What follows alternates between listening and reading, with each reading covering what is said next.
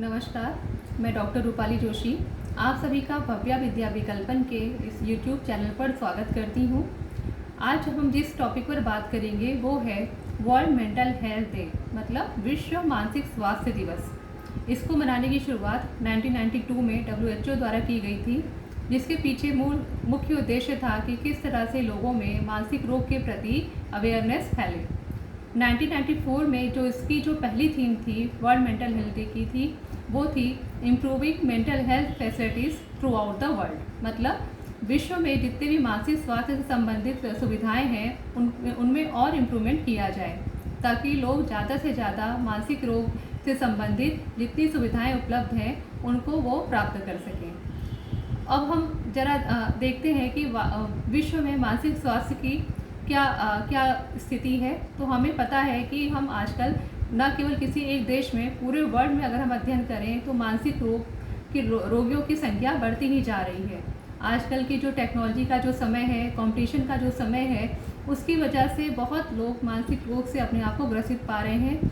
बहुत लोग डिप्रेशन का सामना कर रहे हैं, बहुत लोग हमेशा चिंता में रहते हैं। बहुत सारे लोगों में OCD का जो रोग है वो बढ़ता जा रहा है। और जो ये समय है, वर्तमान का समय है, ये तो सभी को पता है कि इस समय मानसिक स्वास्थ्य कितनी बुरी तरह से प्रभावित हुआ है, क्योंकि जो समय हमने जो अभी काटा है वो बहुत अलग समय था, जो कि जिसके हम आदी नहीं थे। अकेलापन, लॉकडाउन की वजह से कई लोगों ने अकेलेपन का सामना किया। कई लोगों ने डर का सामना किया कोरोना के पेशेंट को देख करके उनके अंदर भी बहुत सारा डर समा गया। कई लोगों ने उस बीमारी को महसूस किया और उनके घर वालों ने कई व्यक्तियों को खोया जो कि कोरोना से ग्रसित थे। तो एक तरह से भय का माहौल, अकेलेपन का माहौल, चिंता का माहौल, अवसाद का माहौल हमने अभी देखा, जो सीधे हमारे मानसिक स्वास्थ्य से संबंधित है। तो इस बार की जो थीम WHO ने चुनी थी वो थी मेंटल हेल्थ फॉर ऑल, मतलब सभी के लिए मानसिक स्वास्थ्य जो है वो सभी के लिए है, कि एक व्यक्ति या एक ग्रुप के लिए ही मानसिक स्वास्थ्य की सुविधाएं नहीं है। सभी लोग, चाहे वो छोटे बच्चे हों, चाहे बड़े बच्चे हों, चाहे वो एडोलसेंस हों, चाहे कि महिलाएं हों, चाहे बुजुर्ग हों, चाहे पुरुष हों, सभी को कभी ना कभी मानसिक स्वास्थ्य से संबंधित समस्याओं का सामना करना पड़ रहा है। और उसके लिए पूरे विश्व में किस तरह से सुविधाएं प्रदान की जाएं, इस पर हमारी बात हुई। तो अब हम भारत के ऊपर अगर देखें तो भारत में अभी सर्वे कराया था 2016 में निभांस ने, जिसमें ये देखा गया कि पूरे इंडिया में लगभग 2% लोग अवसाद या डिप्रेशन से ग्रसित थे और 5% लोगों में किसी न किसी मानसिक रोग की समस्या थी। और इसके अलावा अवसाद और डिप्रेशन के अलावा फोबिया और OCD ये भी बहुत अधिक देखा गया। तो इसका मतलब क्या हुआ कि भारत में भी मानसिक स्वास्थ्य की समस्याएं धीरे धीरे बढ़ती ही जा रही हैं। और इसके साथ साथ अगर सुविधाओं की बात करें तो हमारे देश में टोटल 42 या 43 ही मानसिक अस्पताल हैं और इनमें भी अभी बहुत अधिक सुधार की आवश्यकता है। तो इस तरह से हमने देखा कि मानसिक स्वास्थ्य की स्थिति किस तरह से हमारे पूरे व्यक्तित्व को प्रभावित करती है, किस तरह से हमारे पूरे लाइफ को प्रभावित करती है। जितनी भी सामाजिक समस्याएं हैं, चाहे वो मर्डर हो, चाहे वो रेप हो, चाहे वो करप्शन हो, सब कहीं ना कहीं हमारे मानसिक स्वास्थ्य से संबंधित है, हमारी विचार से संबंधित है, हमारी मनोदशा से संबंधित है। तो अगर हम मानसिक स्वास्थ्य के ऊपर अधिक ध्यान दें तो कहीं ना कहीं हमारा सामाजिक जो स्वास्थ्य है, जो हमारे समाज की जो अवस्था है, वो भी कहीं ना कहीं अच्छी होगी, उस समाज का भी विकास हो पाएगा।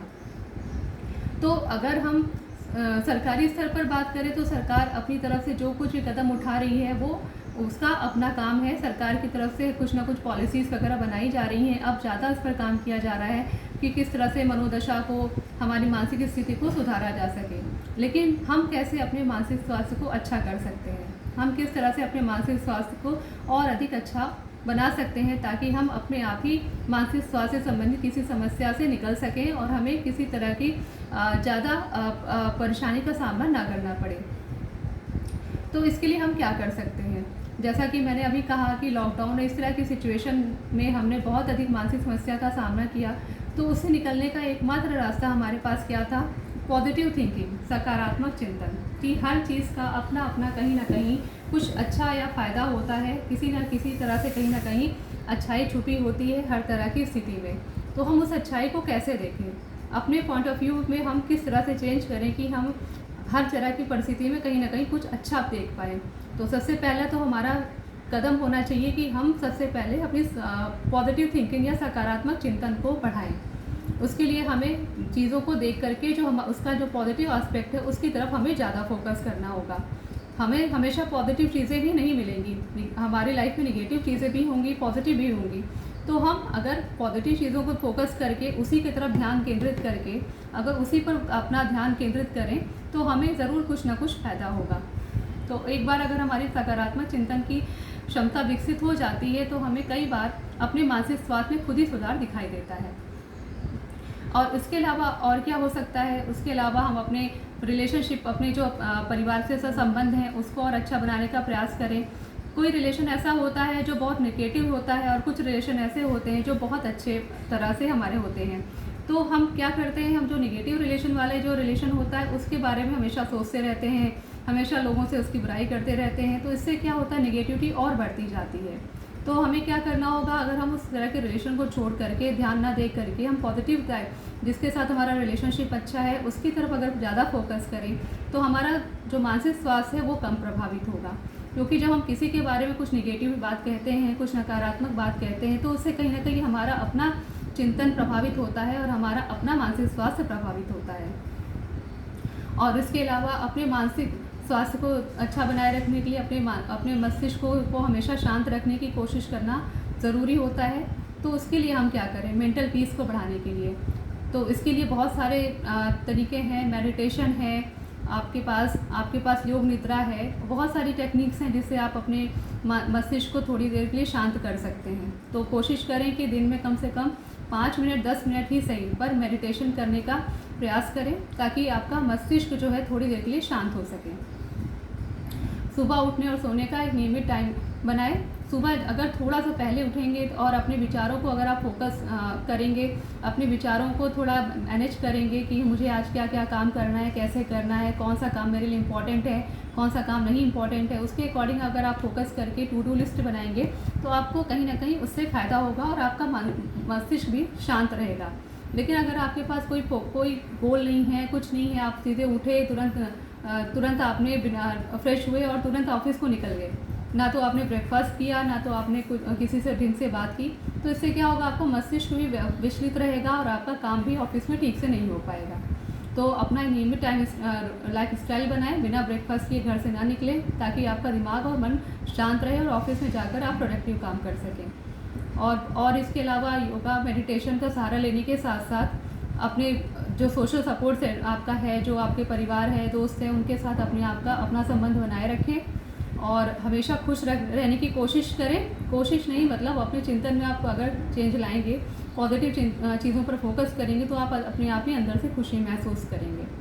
तो इस तरह से हम देखते हैं कि हम अपने मस्तिष्क को शांत रख करके हम किस तरह से अपने मानसिक स्वास्थ्य को अच्छा बना सकते हैं। दोस्तों, केवल एक्सरसाइज या फिज़िकल फिटनेस से ही काम नहीं चलने वाला है। हमें जैसे हम अपने शरीर का स्वास्थ्य रखते हैं, हम डाइट निर्धारित करते हैं, एक्सरसाइज करते हैं, जिम जाते हैं ताकि हमारा शरीर अच्छा रहे, उसी तरह से हमारा मस्तिष्क जो कि पूरे शरीर को कंट्रोल करता है, जो सबसे इम्पॉर्टेंट ऑर्गन है हमारे पूरे शरीर का, उसको भी हमें स्वस्थ रखना है। तो उसके लिए भी हमें कुछ ना कुछ ज़रूर करना चाहिए दिन में। जैसे एक्सरसाइज आपके लिए ज़रूरी है डेली, वैसे आपके लिए मानसिक स्वास्थ्य भी ज़रूरी है। तो कोशिश करें किसी तरह से अपने मानसिक स्वास्थ्य को अच्छा बनाए रखें। अपना ख्याल रखें, खुश रहें, प्रसन्न रहें। Thank you so much.